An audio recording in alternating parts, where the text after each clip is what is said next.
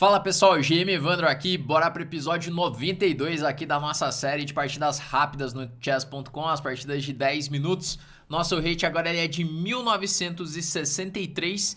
E pessoal, eu tava vendo os comentários aqui do último desafio que eu perguntei pra vocês se eu deveria ir até os 2000 ou até os 2.200 de rating, e eu vi que muita gente pediu pra eu chegar nos 2.200.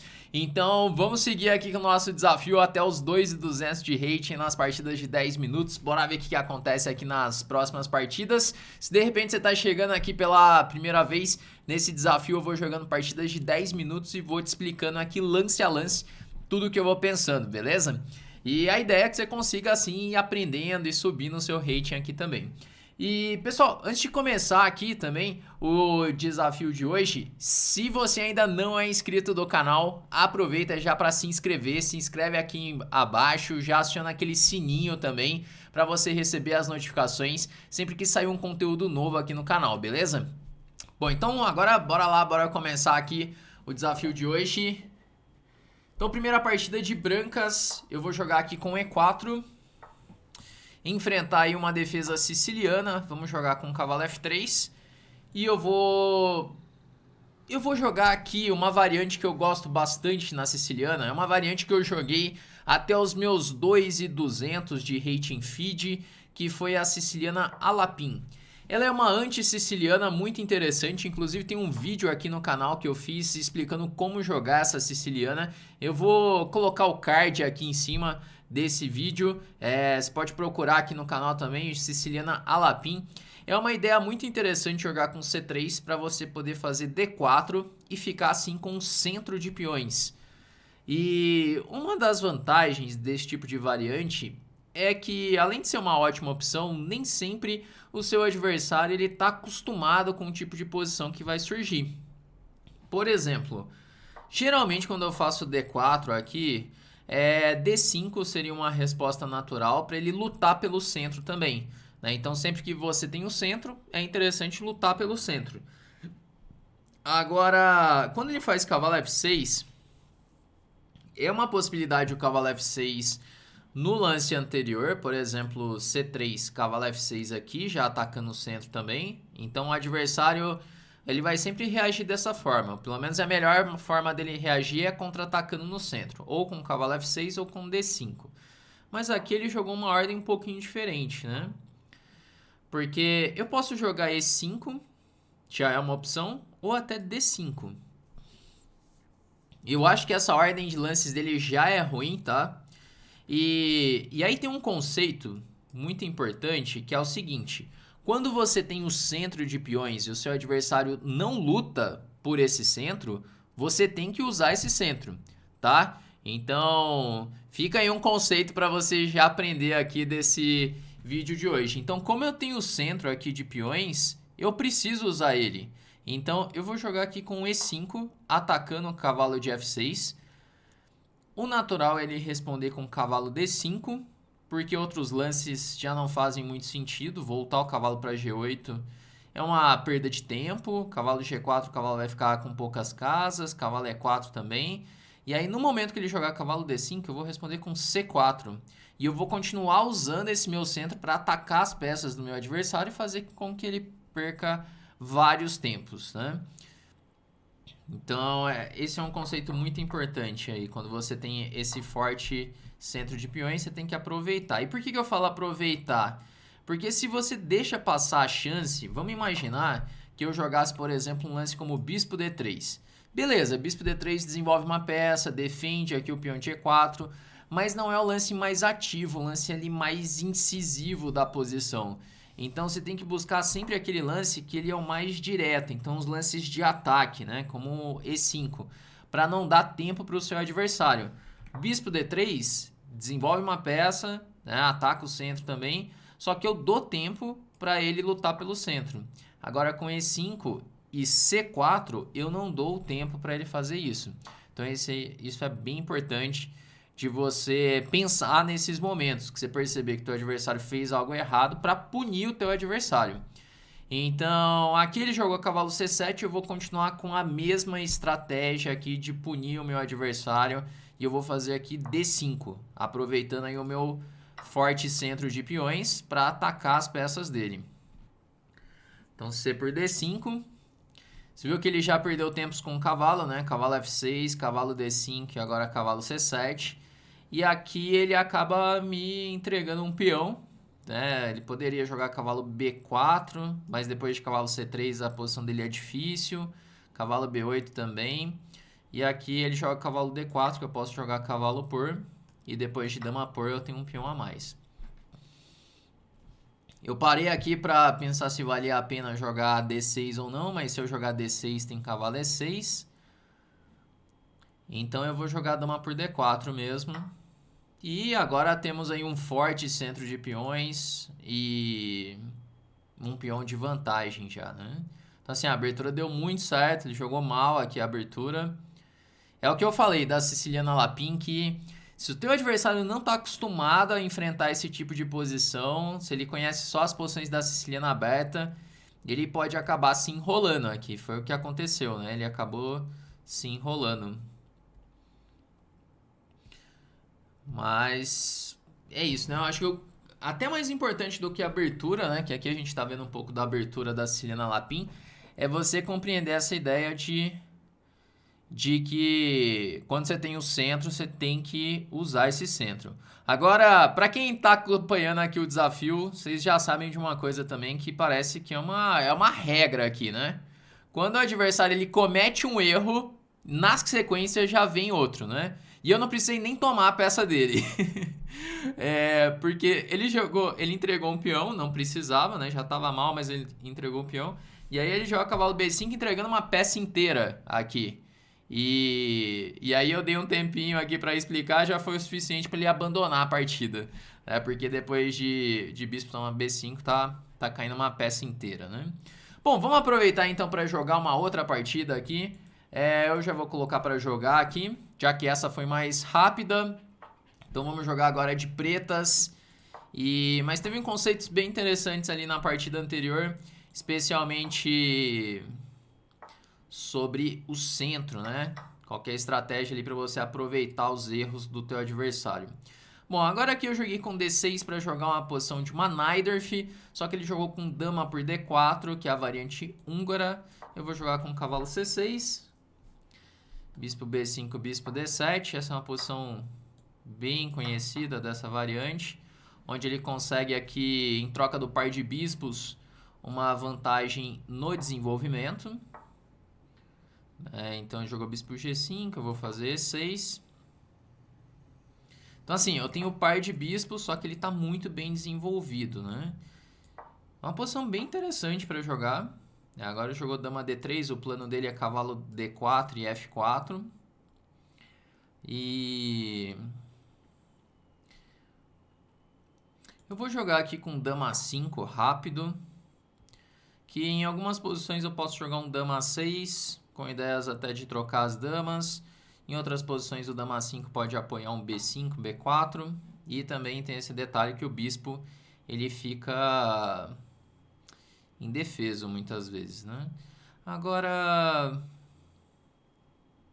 pensando se vale a pena jogar com H6. Eu vou jogar H6, perguntando aqui o que ele quer fazer com esse bispo. Eu tô jogando um pouquinho diferente, assim, o natural seria o rocar rápido aqui. Esse H6, inclusive, é um lance que pode comprometer um pouco a minha posição no longo prazo. Imaginando, por exemplo, se eu vou rocar pequeno, é um lance que pode comprometer bastante, né? Mas, por outro lado, também eu vou causar um certo desconforto aqui nas peças dele, né? Igual, por exemplo, ele jogou esse bispo D2 agora, ameaçando o cavalo D5. Eu tô querendo jogar com dama 6 nessa posição, que eu acho que pode ser uma ideia interessante. Apesar de, depois de dama por A6, B por A6 ficar com uma pior estrutura de peões, eu não sei se ele vai conseguir explorar essa pior estrutura de peões. Eu vou ter o par de bispos, tenho as colunas abertas também para criar contra-jogo. Então eu não acho que é algo tão preocupante assim, no caso de dama por A6, né? B por A6, os peões dobrados ali. Não me parece um problema assim nessa posição. Então, bom, aparentemente tá ok o jeito que eu joguei.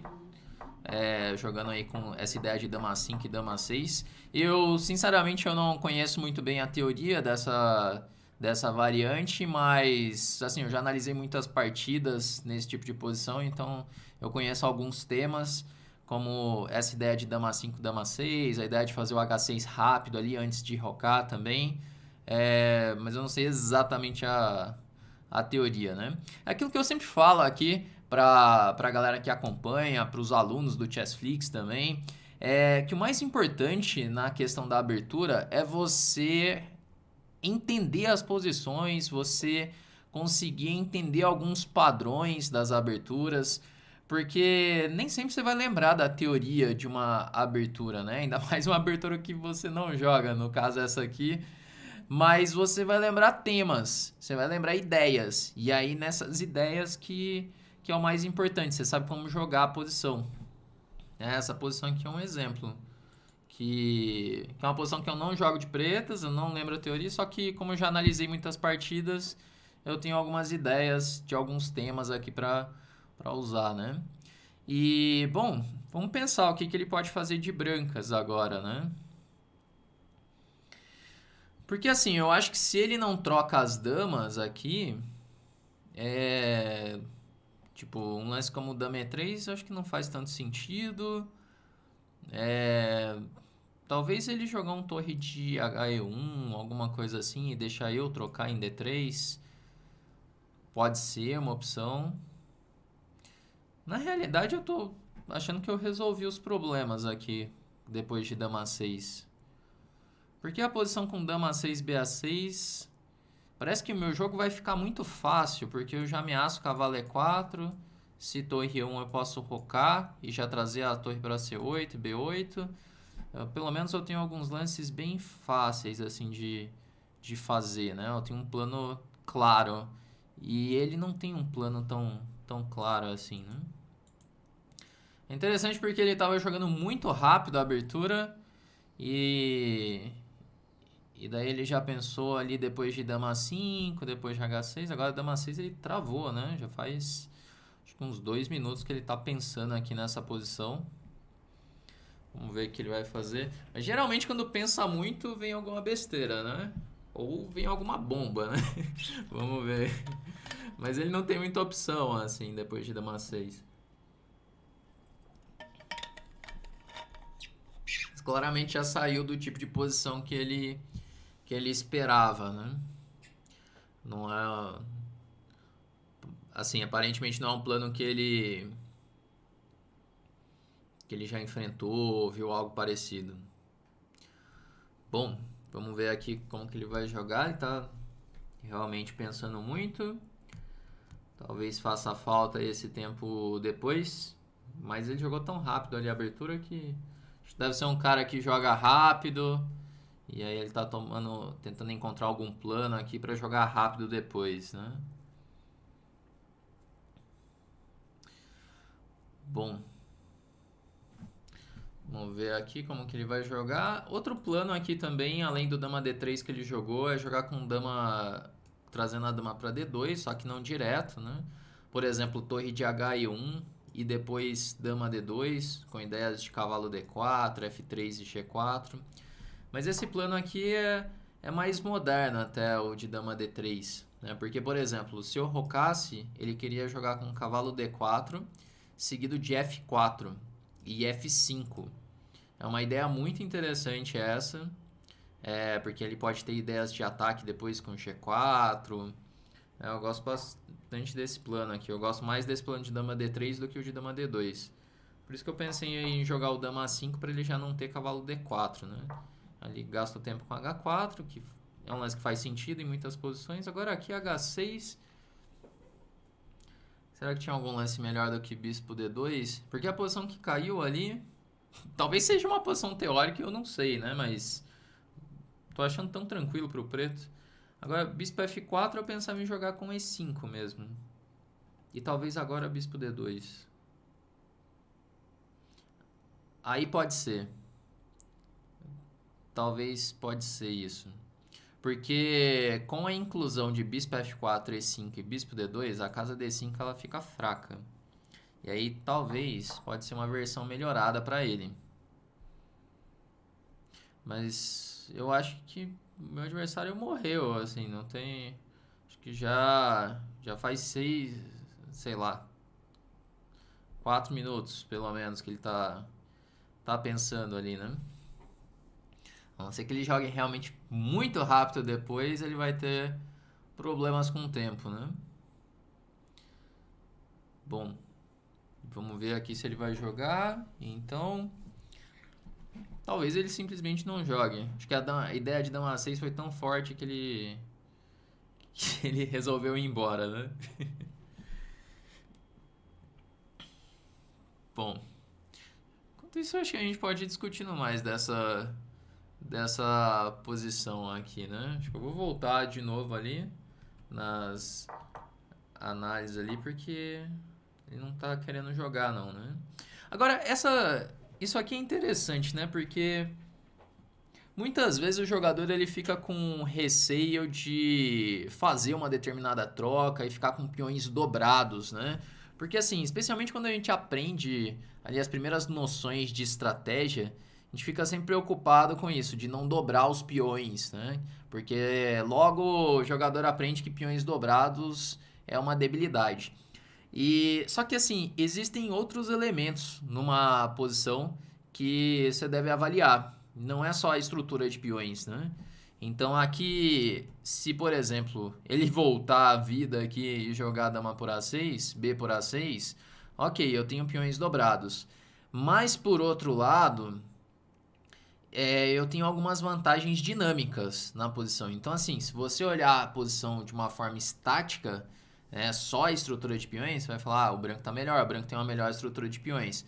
Mas vamos imaginar, por exemplo, depois de dama A6, B por A6, eu tenho o par de bispos, e daí o par de bispos numa posição como essa, que é uma posição mais aberta, ele vai jogar muito, né? Inclusive, se for abrindo mais a posição, melhor aqui para o meu par de bispos. Os bispos vão jogar mais do que os cavalos aqui.